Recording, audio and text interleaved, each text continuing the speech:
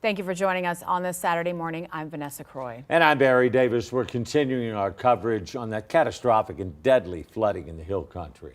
More than 30 hours later, rescue crews are still working nonstop, trying to find, we honestly don't know how many missing people. But we do know this morning the death toll stands at 24, but officials say that number could rise. The Texas National Guard says they have rescued or evacuated more than 230 people in that area since the flooding started. And in Hunt, parents still frantically searching for answers at Camp Mystic. At last check, state officials say at least 23 girls are still unaccounted for. Last night, Governor Abbott, alongside other state and local officials, gave us an update on the search efforts.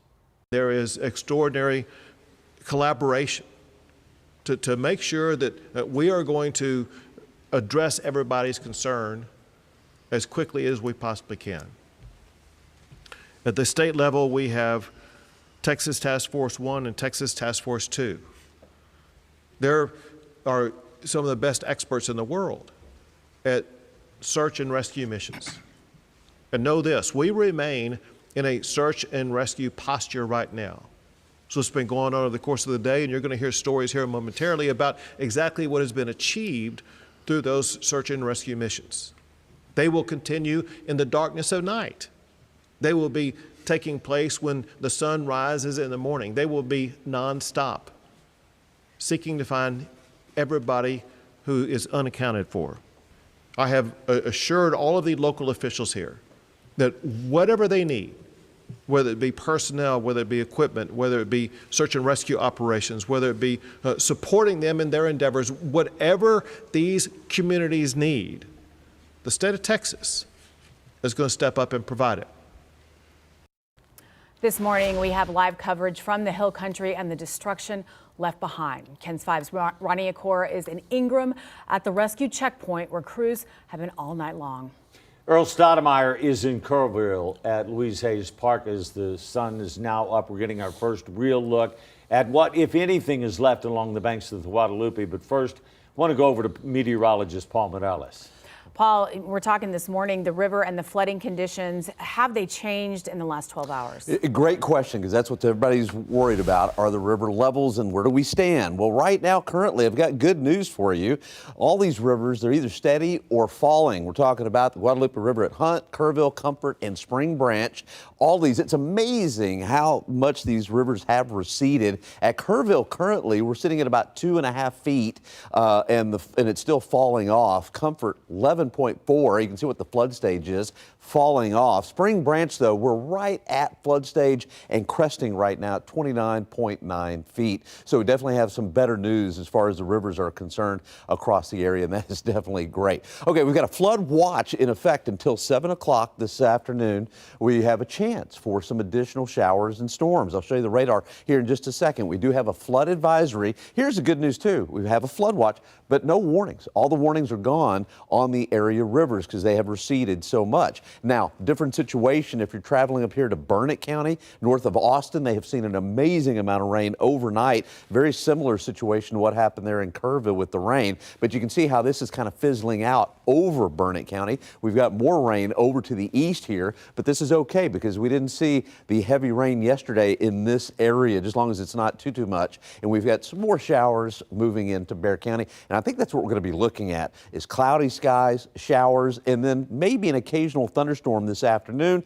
And it's possible, it's not likely, but it's possible, could see some more heavy rain over Kerrville. I'll talk about that coming up here in just a minute. All right, temperatures today in the 80s, cloudy skies, maybe a little sun, probably not much, 50-50 shot of seeing some rain. I've got your 14-day forecast. It's coming up. It amazes me that 24 hours ago that the river there at Kerrville is at 2.2 feet yesterday, 30 feet higher at this point in the day. I saw it for myself yesterday. Yeah, our team coverage continues right now in Ingram, north of Kerrville. The grounds of Thomas More High School now being used as a landing zone for helicopters landing with rescued flood victims. That's where we find our KENS 5's Ronnie Akor this morning with the latest. And Ronnie, families right now waiting to hear any kind of update for more than 20 missing girls from Camp Mystic. I just can't imagine what they're going through this morning. I mean, honestly, just a very sad and horrible situation for those families at Camp Mystic. At last count, we were told by officials, anywhere from 23 to 25 girls were still missing, and they came for a camp, right?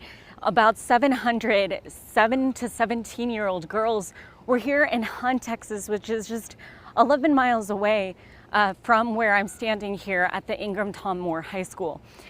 Here is where copters are landing from the Coast Guard. We're being told today that that's still where the copters will be landing. They are scheduled to be here today.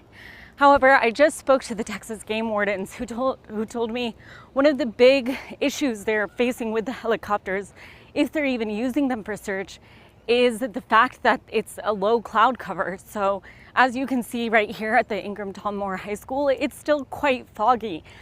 So while helicopters are scheduled to help with search efforts, there is a chance that they may not even be used because of the cloud cover that they're experiencing.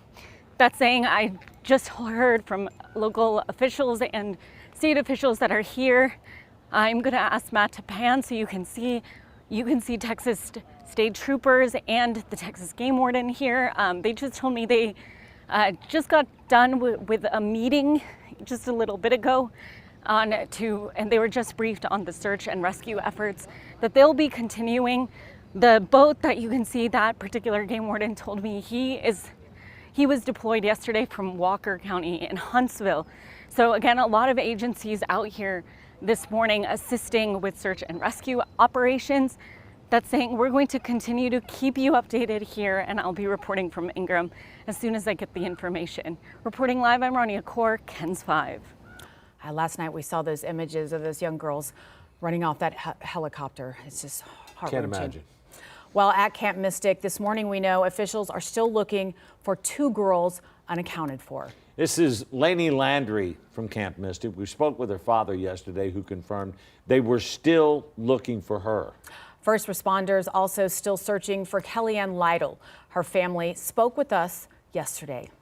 Sadly, we're learning from families who had daughters at Camp Mystic, at least one body has been recovered there.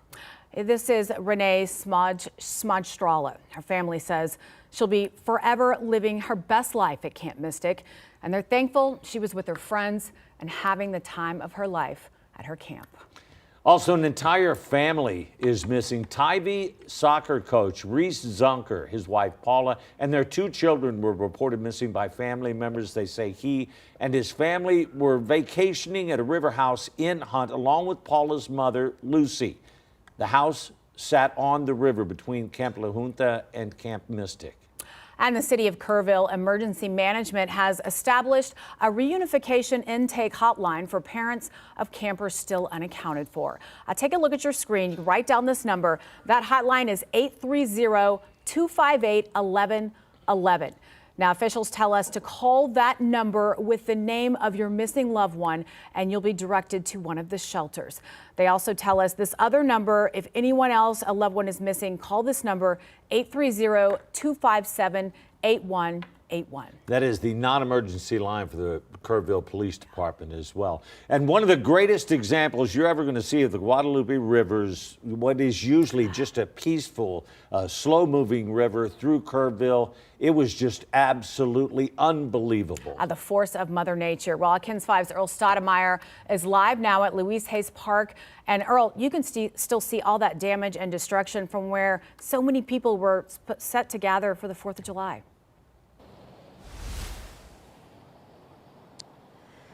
Good morning, Vanessa, Barry. It's really heartbreaking because where I'm standing, I couldn't even be standing here yesterday because there's debris right where I'm at my ankles. But the water was so high here at Louise Hayes Park. I'm going to let Gus give you a look. The water for where I'm standing, it was right under this bridge where cars are driving by right now. So everything in Louise Hayes Park, it's been washed over. This area that was supposed to be a celebration for the 4th of July with a pavilion, tents, music, food, fun.